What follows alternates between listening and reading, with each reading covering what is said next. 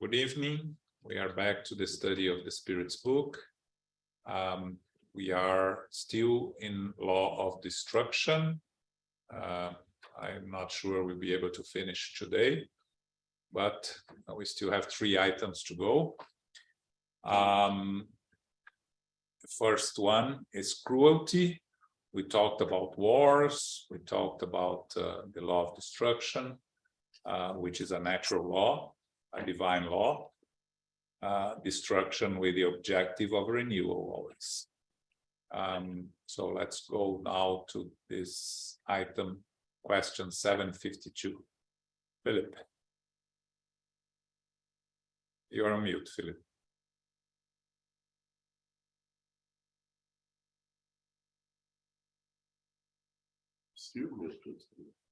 Yeah. Got it. Yeah. Is cruelty linked to the instinct of destruction? It is the instinct of destruction in its worst form, because while destruction is sometimes necessary, cruelty never is. It is always the result of a wicked nature.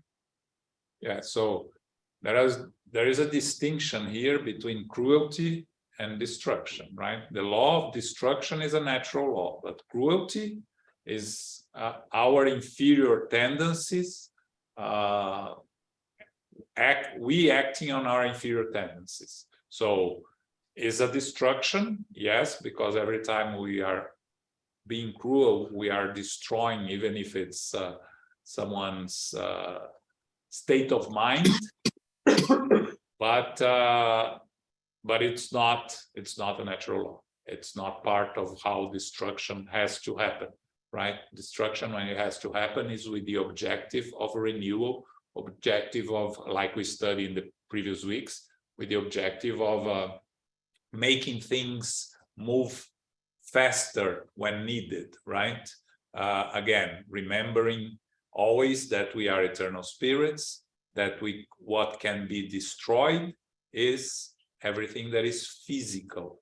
So we can our physical bodies are destroyed, our possessions can be destroyed, earth can be destroyed, but we, this eternal spirit, cannot be destroyed. We are eternal spirits. So even if we destroy everything around us, we cannot destroy ourselves or other spirits. So that's also important to remember when we talk about law of destructions. And sometimes we see the destruction that happens out there, and we think how God allows that to happen is a question that we sometimes hear being asked. Destruction, when it's caused by nature, when it's caused by the natural law, the evolution of the planet, is the process of renewal. And Earth has been going through this process forever, since its creation, the destruction and renewal.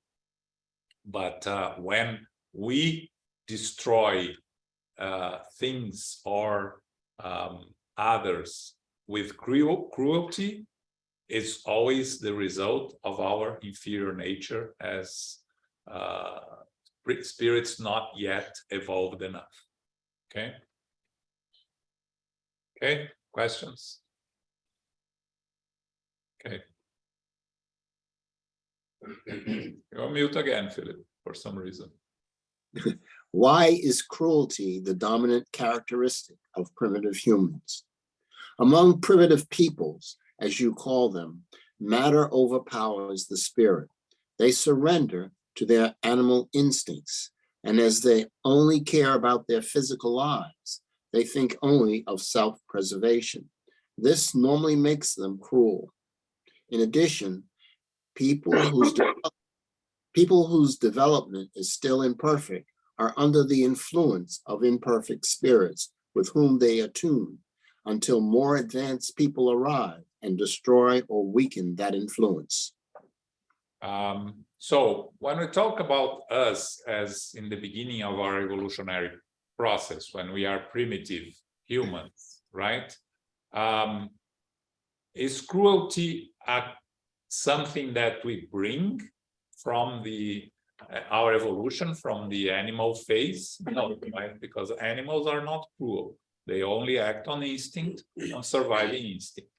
When we become humans, in our case, first incarnations as primitive people, and we start developing free will, and we start developing our conscience, we are coming from a very rudimentary instinctive nature that we just left in the animal kingdom. So basically what we do as primitive individuals, we try to survive and create, right? And survival means in this process means the destruction of anything that threatens our nature, right? From that is where cruelty can, not necessarily comes, but can come from. Why? When we start enjoying the destruction of others or things, right? Then our cruelty starts growing in ourselves as primitive people, and we don't know better. We carry this, and we see throughout the evolution of humankind, cruelty present in all stages of our history, right? We just hear the cruelty being used in torture, in slavery, and unfortunately, until today, when we hear some of the things that happen there outside in the world, cruelty is still a predominant trait of many incarnated spirits, still allowing their inferior tendencies prevail over the very rudimentary moral evolution, right? What we need to understand is we are all created with a moral sense latent that we have to develop. We have to make good use of it. You see that even those that are cruel have their loved ones, right? So they are not cruel with everyone. They are cruel with normally the ones that they are trying to take advantage of, those that they are trying to dominate, but they have their loved ones. Sometimes they are cruel with their loved ones, but they love them. So it's a kind of a difficult, but it's already, a sign that there is something beyond the cruelty in these spirits, right?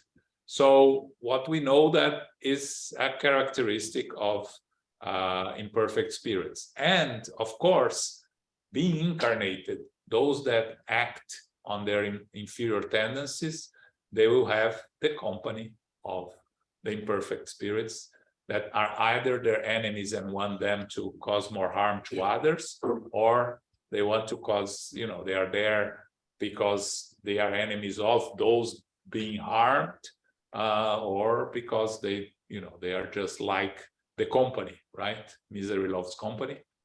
They don't want to be, they want to allow their inferior tendencies also to be part of the cruelty that they use to on others. Okay. Again, this law of destruction has been a difficult subject that for us to discuss, but it's important for us to understand the concepts according to Spiritism of all these parts of the law of destruction that we need to separate, which is the natural law and which is human-made destruction, right? Okay. Any questions there? With the word primitive, I think that's the original primitive, because it's important to differentiate primitive there from simple and ignorant. The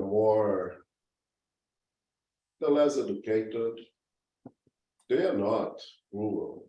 So those who are running naked in the jungle right now, they do not practice cruelty. when this starts, when we have a greater level of understanding that now you're responsible for things that we're doing. So you have to have some degree of intellectual involvement already for your actions to be considered cruel. So I'm little. On this question specifically, the origin in French is primitive people. Other places we use primitive here, the original is savages, which we don't use in English, right? So it's savage, right? Selvagem. Yeah. And in Portuguese is also selvagem, which is, we use the same form, but in English we don't use it, right? Daniela was the first one to brought to us and make sure that we don't use it anymore. So that's why we replace by primitive people. But yes, I agree with you. It's not something that is widespread amongst primitive people. It's just that it's a characteristic of the prevail the instinct over The animal instinct. the animal instinct. And it becomes, when you take pleasure on that destruction, it becomes cruelty, right? But it's not a characteristic of all the primitive people. That requires some degree of intellectual development already. Or can we say that maybe cruelty is coming from the fact that the human being have a free will? Yes, it comes from free will, definitely. Mhm. Because animals, the free will of animals, they don't have free will, they have instinct, right? And they are not cruel. You don't see cruelty in animals. So yes, is the development of our free will associated with the inferior instincts that lead us to do that. Dani? Is the word here primitive meaning indigenous people necessarily or not? Because primitive could be, like, as it says, it doesn't have this intellectual development yet. So is disconnected to indigenous. Well, when the book was written in 1857, they would use to call those that lived in the jungle and everything else. But I think we already went beyond that, and I think what we consider here when we analyze this question is spirits in their beginning of evolution, just leaving the animal phase, in starting as individual spirits, starting to develop free will. So that's what they talk about. And again, I think that the question comes from a misunderstanding that the people at the time of Kardec had of the ones, the primitive humans that lived in the jungle, and the indigenous people. They thought that they were, because they didn't know much. They knew that some of them were, forgot the word, anthropophagus, right? Some of them, they were always in battle. So they may have interpreted the behavior, which is a primitive behavior, as cruelty. And that's where the question may have come from, okay? So what we're trying to say here is that the cruelty, we look at humanity and you see evolved civilizations with a lot of cruelty, right? The Roman Empire, there was a lot of cruelty in the Roman Empire, right? How they treat the slaves throughout civilization, the Inquisition, the Crusades, they were barbarous individuals there, not all of them. So cruelty is something that, as I must say, we bring as we develop, and our instinctive nature, our primitive nature, takes over our better judgment, or our lack of moral. We can say lack of moral evolution, right? But yes, it's not fair to to judge all those that are less evolved imperfect spirits as being cruel. I don't think that's the case. And that's exactly my point, because if a male lion, defeats the alpha male and goes on and kill all the cubs, so he can procreate his own genetic pool, you would call cruelty for humans, but not for lions. For lions, absolutely natural. It's part of the process of maintaining equilibrium, maintaining the proper distribution of the genes, so they would not have all those problems with having too many genes together. Right? When you see a group of male dolphins literally stealing a female from another pod and cross-mating with them, you're gonna call it a rape, you're gonna call it cruelty, but for them it's not. It's part of the natural process. The same thing for very young spirits, I like to say, right? They may have some practice that for us, we would consider cruel, but for them it's not. But when you reach, as I said, the age of the Romans, the age of the Egyptians, then any act like that would be considered cruelty. Today, MMA, when we enjoy MMA on TV, that's cruelty. Yeah. Now, there's a tremendous amount of cruelty or behaviors that we commit today that should be labeled as cruel. But 10, 15,000 years ago would not be. It depends on the society and the environment. What is considered today as cruelty, like 2,000 years ago, maybe it was not. So Yeah. that's why evolving as well. What's supposed to. Again, they killed the Christians in the circus, right? And that was considered a party. The dominant classes didn't consider it is cruelty, right?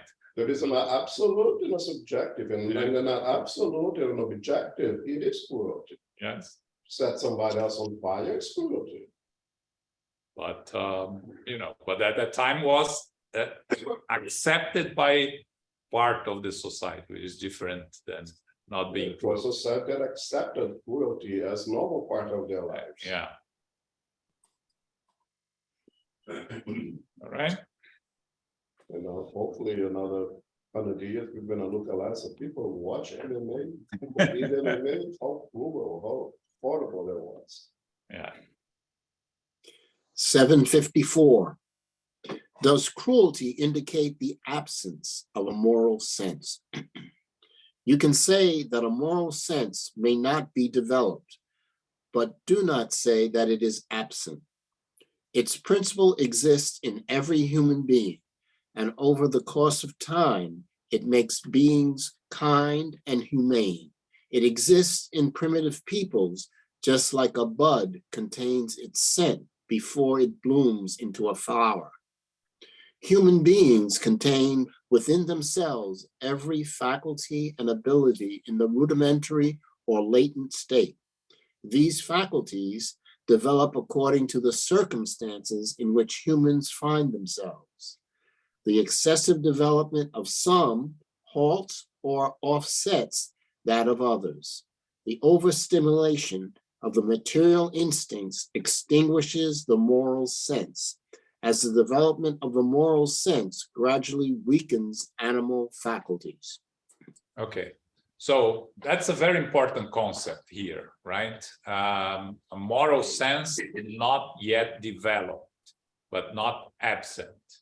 The analogy that Décio Iandoli makes that I like very much is that all our moral qualities are as a tray of empty cups that we need to fill. As we fill them, we acquire the moral qualities that are already there, but not developed yet. So the moral sense is there because we were created with the moral, and that's why we say we develop the moral side and we develop the intellectual side. You can only develop something that is already there. right? You need to start from. So we have the moral sense, the moral laws. They are imprinted in our conscience, but the development and the learning of them is what we need to work. Is like I say, right? When you have an empty cup of patience, when you fill the cup, you become patient. You never lose your patience again, right? You either have it or you don't have it, right? It's the qualities that you acquire, and once you acquire, any moral quality that we acquire belongs to this eternally to the spirit. That's a very important concept, right? Sometimes we don't bring all the intellectual abilities to a new incarnation because we need to develop on other aspects, and if we bring all our intellectual abilities, we end up focusing on what we already know. So we need to come with some of them dormant in the eternal spirit, but all the moral qualities that we have, we bring with us. So, if we're losing our patience in this incarnation, is because we still haven't acquired patience yet. It's not that we are losing it. We don't lose. I have a question. Yes, Paco. If we say that we have that moral compass as a potentiality in us, can I say that we have also the seed of cruelty as a potentiality too? No, I don't think so. You want? No. Okay. Elmo is going to answer. As we went in our stage on our pre-spirit, as in the intelligent principle form, you went through all those phases, and we acquired a lot of things. One of them was this desire to survive, right? Yes. Was the desire to procreate, okay, or to preserve your own genetic pool, meaning that I don't care about my species, I only care about my own genetic pool. That's how in the animal kingdom it functions, right? You went through all those things. Once you become an intelligent spirit, we receive the divine laws imprinted in our conscience, and you receive the what is the word? The understanding of the divinity.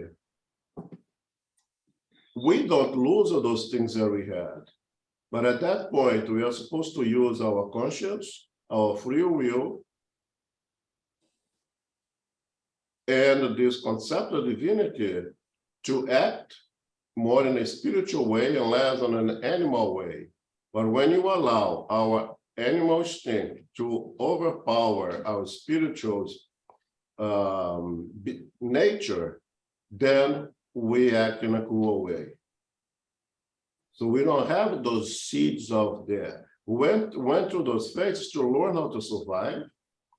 You went through those phases to conquer the automatism and all those things that we carry with us in an instinctive way. But with that, every time that we allow this and the animal instinct to overpower spirituality, then we are at high risk of acting in a cruel manner. Okay. Okay, thanks. Okay, I see. I think I understand. The potentiality is there as the seed in terms of moral development, but cruelty is simply the imbalance among the animal urges and the moral development. Yes, and I think it's important to say that, because if you say have the seeds of cruelty, it gives the idea that God or divine providence provide that to us. Exactly. It's not factual. Yeah, yes. Yeah, in the cruelty is the imbalance, basically. That's what it is. Cruelty is what? Sorry? I believe that cruelty is the imbalance that we create when we allow the instinctual forces overcome, take over that spiritual side that was planted as a potentiality in us.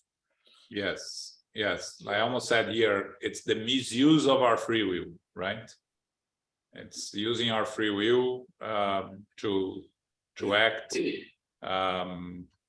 Contrary to divine laws in our conscience. contrary to divine law and unconscious. Yes, perfect.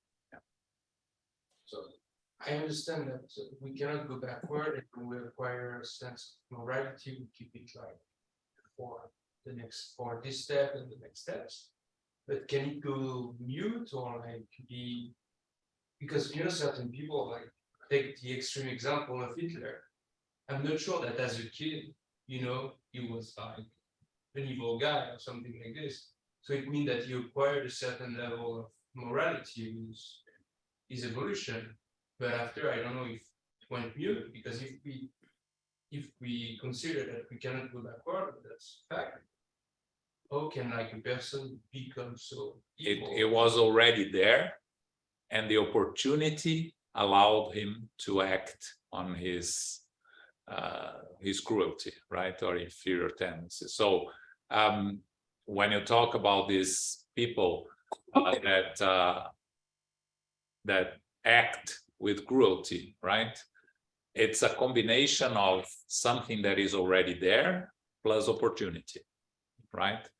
Because how do we know if we don't have the tendency, if we face with Stimulus. with the chance, right? So how do you know you don't have you when you quit smoking, right? How do you don't know you overcome the desire to smoke? When you go on a place where everybody's smoking and you don't grab a cigarette because it no longer belongs to you. It's a simple comparison, but to give how it works, right? So the thing is, if you haven't overcome the addiction, it's very likely that if you go somewhere that everybody's smoking, you're going to grab a cigarette. You cannot resist, right?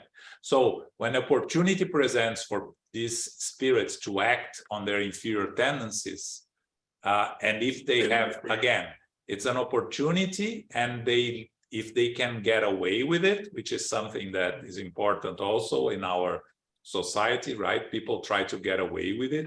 If they look at it and try to get away with it, is also how they act sometimes. And this applies also, when we discuss ethical and moral aspects, the differences, right? When you have opportunity to do something, when you're by yourself and you have the opportunity to do something that goes against the natural law, if you do it or you don't do it, shows who you are to yourself, right? So that applies also to the extreme examples, right? Okay. Right. Next.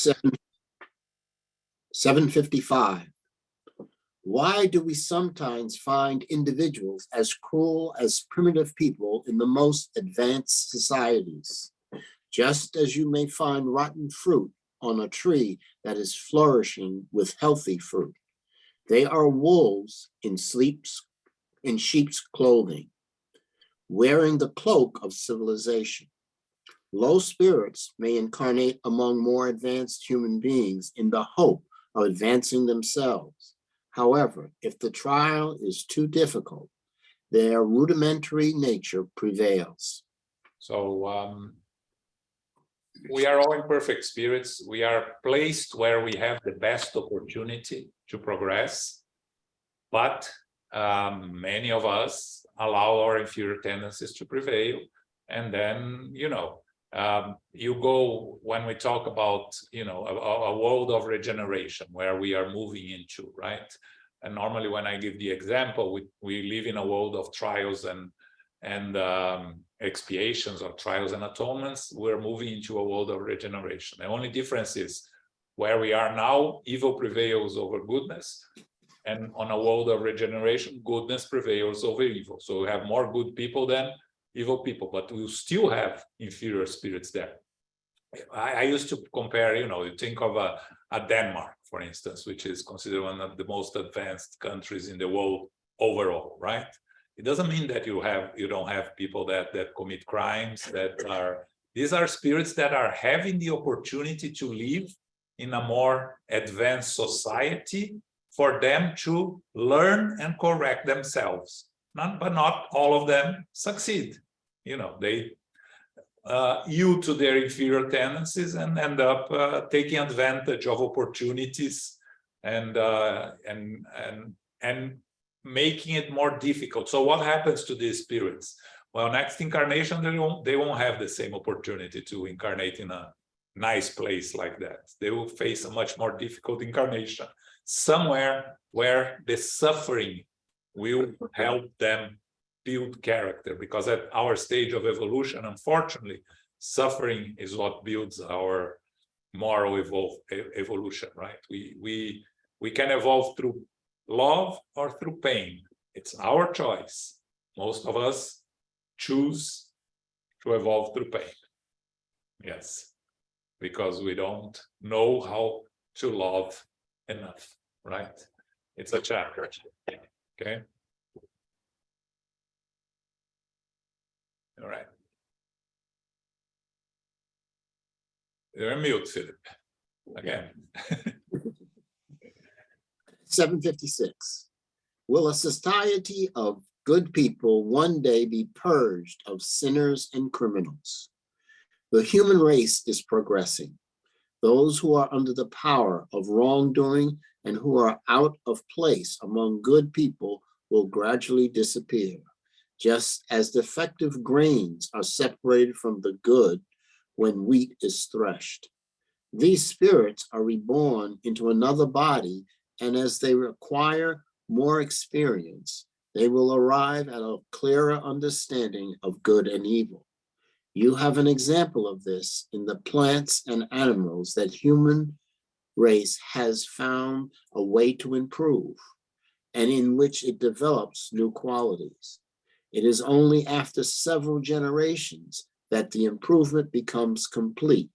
This is the perfect metaphor of the different lives of each human being.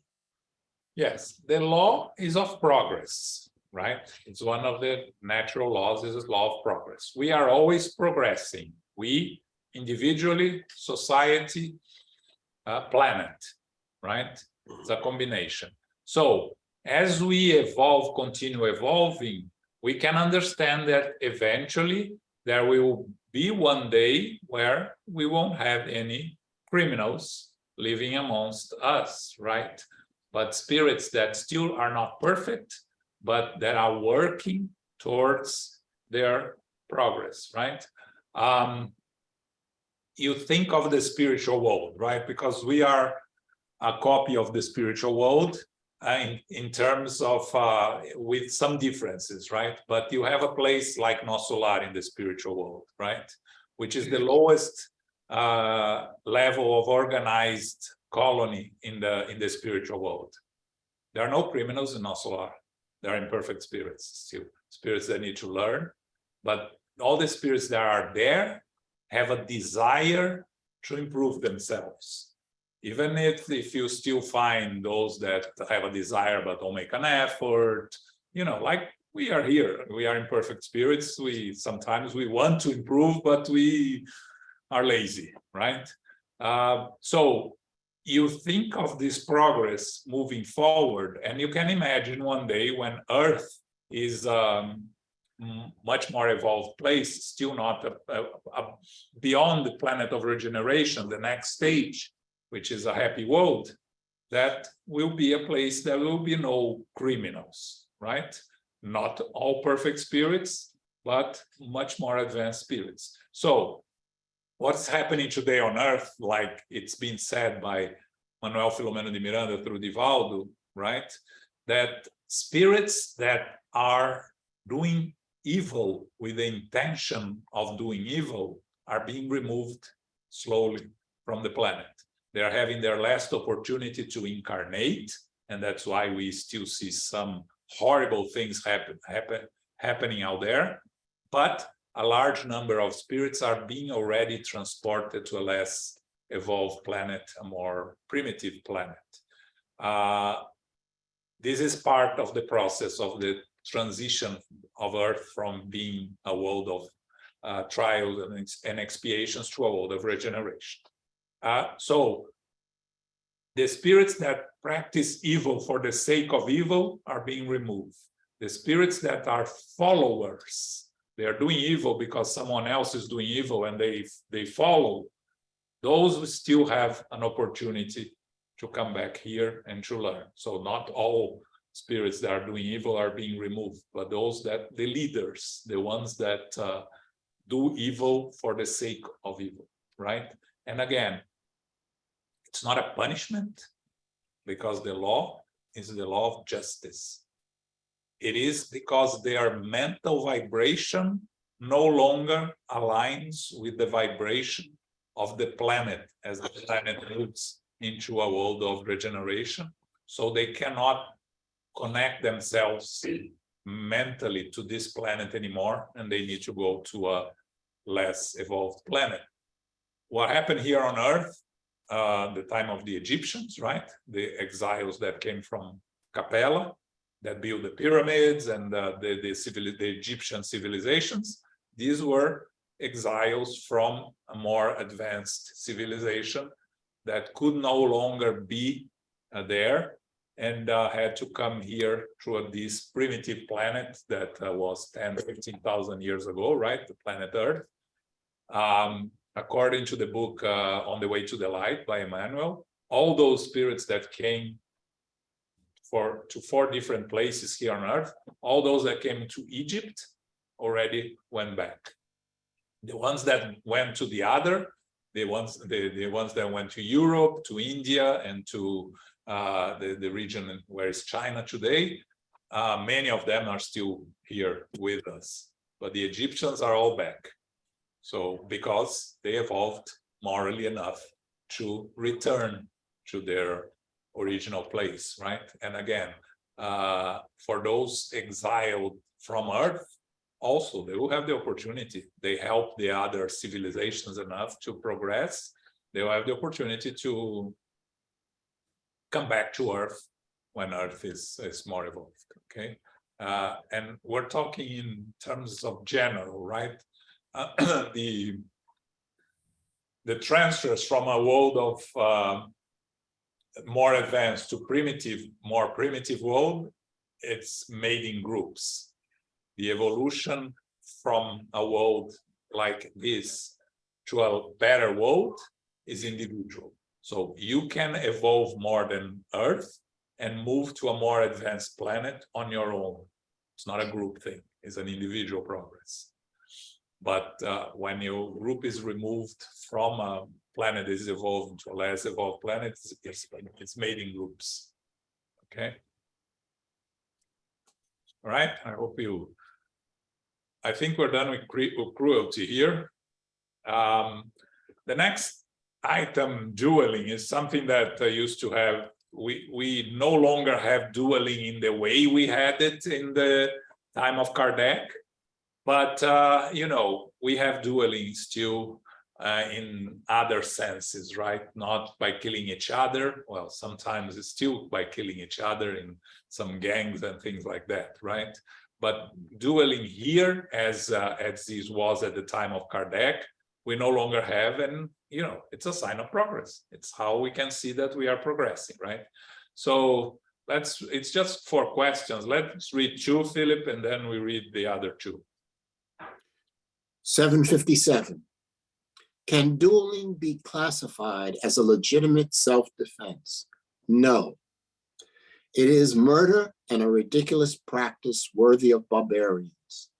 When civilization is more advanced and more moral, people will see that dueling is as ridiculous as the fights that were once regarded as being God's judgment. 758. Can dueling be considered murder on the part of the individual who, knowing his own weakness, is realistically sure of being killed? That would be suicide. When the chances are equal, is it murder or suicide? It is both. In all cases, even when the chances are equal, duelists are guilty. In the first case, they are guilty because they make a level-headed and deliberate attack on the life of a fellow human being. In the second, they risk their own lives for no reason and without serving any benefit to anyone. Danny, I saw that you raised your hand too late. You still want to ask the question? No, it's okay. I answered it myself. All right. So the spirits are very strong in their answer here, right? It's murder and a ridiculous practice worthy of barbarians. So they condemn dueling from the beginning, right? You cannot classify as self-defense. What is self-defense? Someone is trying to kill you. You defend yourself by killing the person who's trying to kill you. We discussed this last week.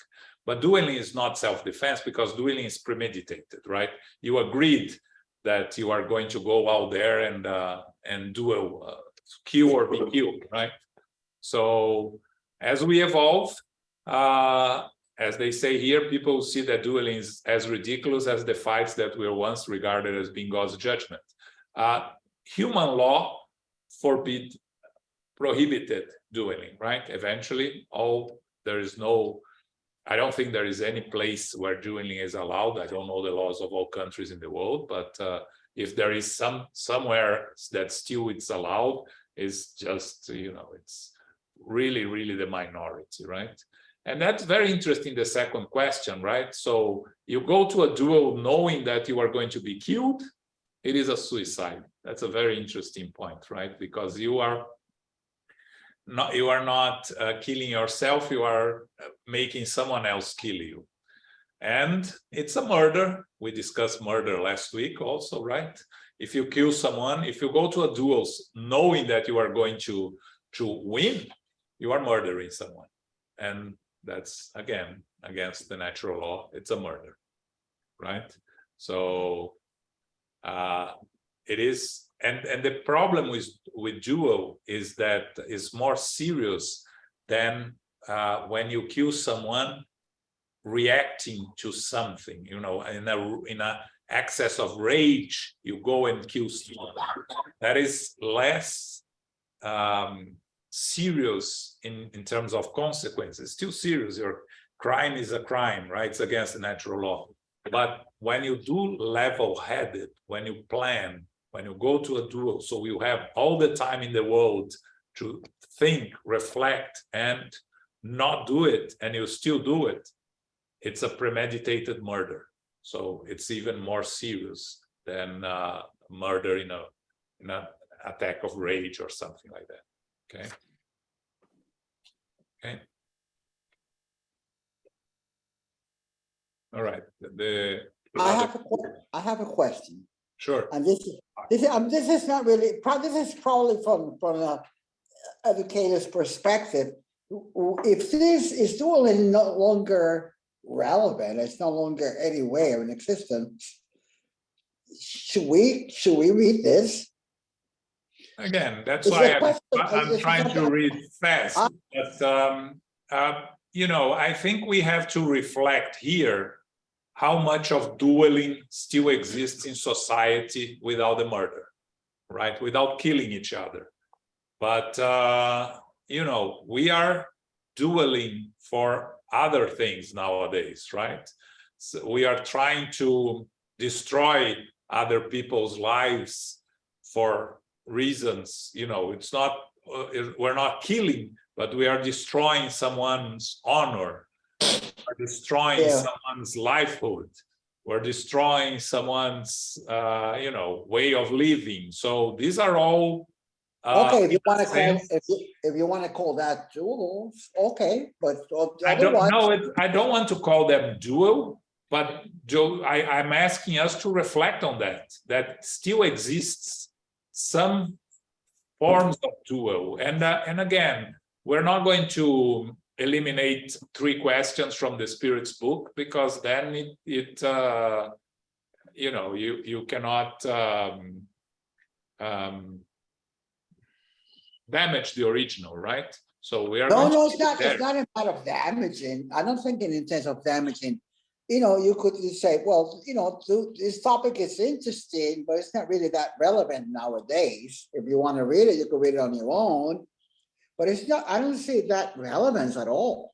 It's dueling on social media now. Dueling Yeah. social media, yeah, that's true. There could be other spirits that are listening. to Has anybody experienced this concept of dueling in children in schools? That's bullying. Yes. That's what? Bullying. Yes. It's the same concept, exactly the same. Okay. It's okay, not no, bullying. Bullying is threatening somebody, but forcing someone to fight when they don't want to is dueling. Okay, I just, And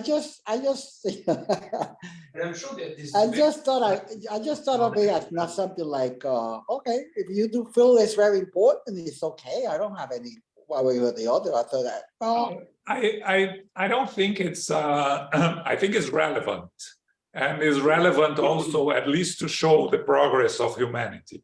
Yes, It is relevant, and you take in consideration the time that we live today. So the meeting of gang members fighting to kill one another, could that be dueling? Organized fans of soccer teams organizing themselves, combining where they're gonna meet to fight. Is there okay. some kind of dueling? So taking perspective of what was dueling at Kardec times, we still have dueling nowadays in a different way. The objective is the same, is to put yourself superior from someone else or from another group. It's to establish your superiority through force. Okay, if you feel that way, I just, you know, thought it was like, well, when in fact, when I hear about duels, I think about Hamilton and Aaron Burr. And yes. even themselves did not believe in it. They just went through it because of social pressure. But even at that time, they didn't even believe in that. And actually, we're going to talk. The next question talks about social pressure and you know. So actually, when I hear that, I think of them too. Yeah, Aaron Burr I read about. Yeah, I actually yesterday I think was Hamilton's birthday. The day he was born was yesterday, so I read about him dying in a duel with the vice president. Can you imagine dying in a duel with vice president? The vice president, but he was practically ostracized. Aaron Burr, after they did that, Yeah. it was basically ostracized. Yes. All right. The next one, Philip, because it talks a lot about the reasons behind it. What is the real nature of the point of honor in duels? Pride and vanity, two plagues of humanity. Are there cases where a person's honor is really at stake and a refusal to fight would be an act of cowardice? That depends on customs. Each country and every century has a different way of viewing such matters. When people are more morally advanced, they understand that the true point of honor transcends all human passions. Reparation for a wrong cannot be attained by killing another or by getting yourself killed. There is true greatness and honor in confessing our wrongdoing when we are wrong, forgiving when we are right, and in all cases, ignoring insults that cannot touch those who are superior to them. Again, pride and vanity, right? The two plagues of humanity. They are behind all those, everything that we've been discussing today here, right? Crimes and cruelty.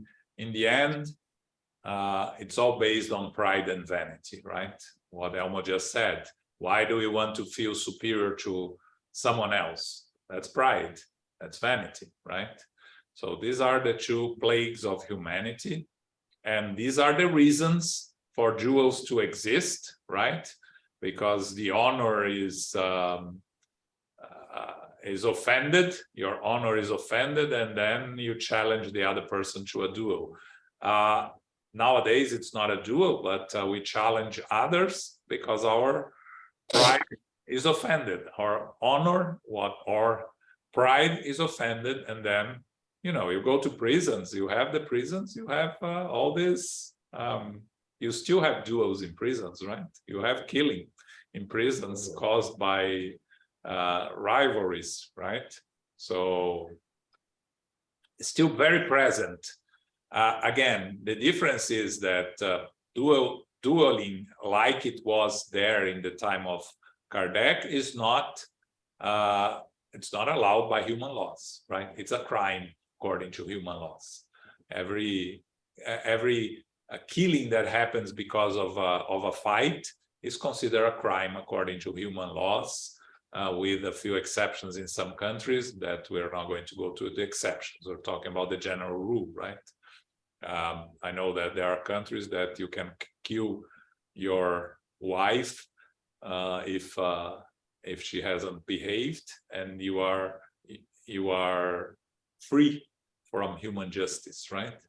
But these are the exceptions, and we are talking about the general rule here, and we are talking about when people are more morally advanced, the point of honor transcends human passions. That's very important that the spirits tell us here, that reparation for a wrong cannot be obtained by killing one another or having someone else killed, right? We should know better by now.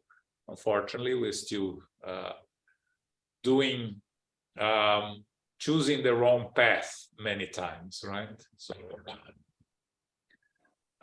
So with that, we finish dueling. Any other questions, comments? We're not going to go into capital punishment because it's a very difficult subject that we're not going to do in 5 minutes, and it's better if we leave it for next week. That's a good topic, though. Yes, especially in a country where capital punishment is still a law, right? Yeah.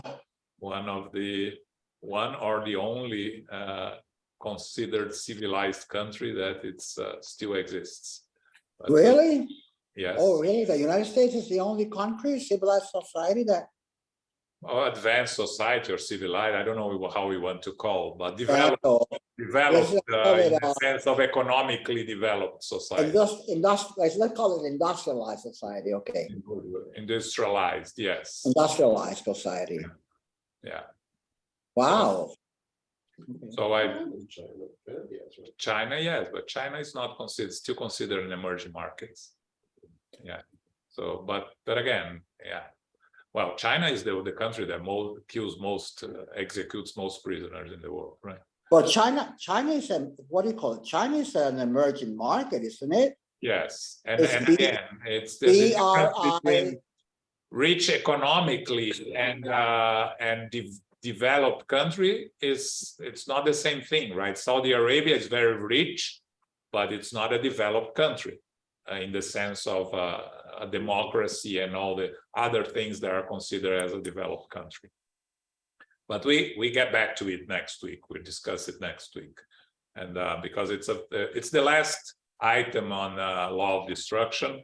It's time we finish it, but it's important. It's a very important topic, so we should talk about it next week, because it also relates to some other aspects of the law here in this country and other things, other discussions that I think is important for us to go a little bit deeper and study a little bit more in depth. Yes. So this weekend on Saturday, we have the United States Spiritist Federation lecture is by our friend Kirsten de Mello from the Spiritist Society of Baltimore. She's going to talk about obedience and resignation.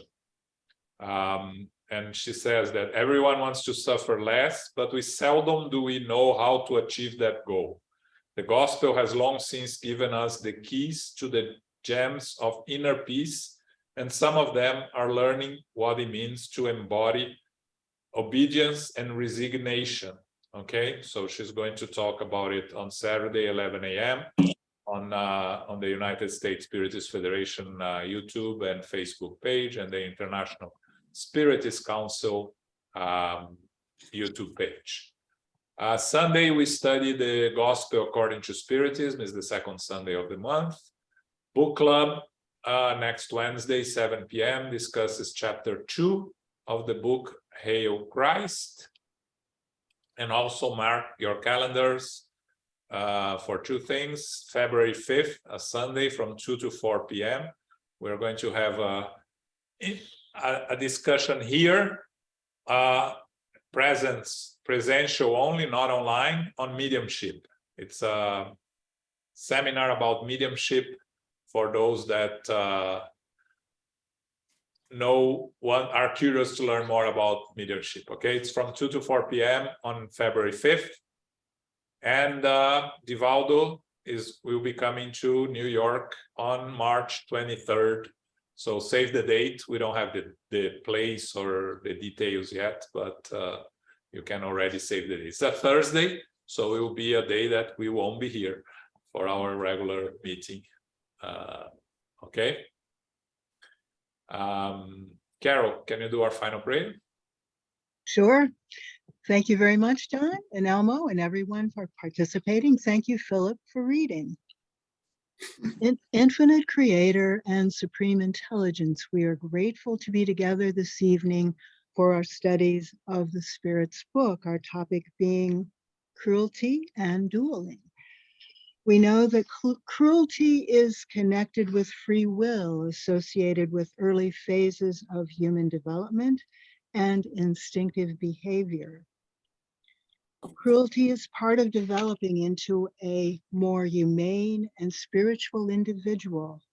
Moral principles are contained in everyone's conscience. Thank goodness.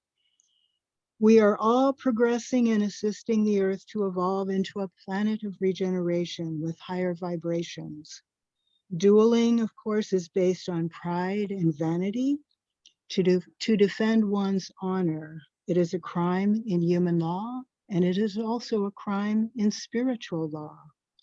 We give thanks to the spiritual benefactors, the good spirits who are helping us this evening, who are guiding us, and helping us to put into practice and have a better understanding of the concepts mentioned. We are grateful for the participation of each one, and we are thankful that we are able to meet together for our studies. May we continue throughout the week with our prayers, with our studies, with our mindfulness, knowing that we are always being assisted as we ask for help and do our part. May we ask for goodness, kindness, more benevolence, and greater reassurance that we can be of assistance to those in our world, in our family, our community, in our neighborhoods, and in the world. We ask and that we humbly receive the love, light, and peace of Christ within us, taking with us that greater vibration each and every day, making this new year a vibration of greater elevation and consciousness. We close now and humbly ask for safety and protection as we go forth to family, friends, loved ones, and co-workers. We are grateful for all we have learned and shared, and grateful for the continued blessings of our studies in Spiritism.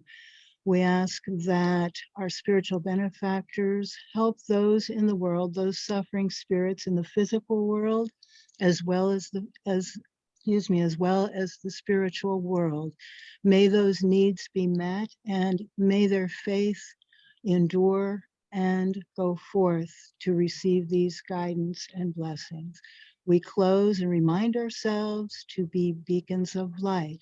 Go forth now in love, light, and peace. So be it. Thank you.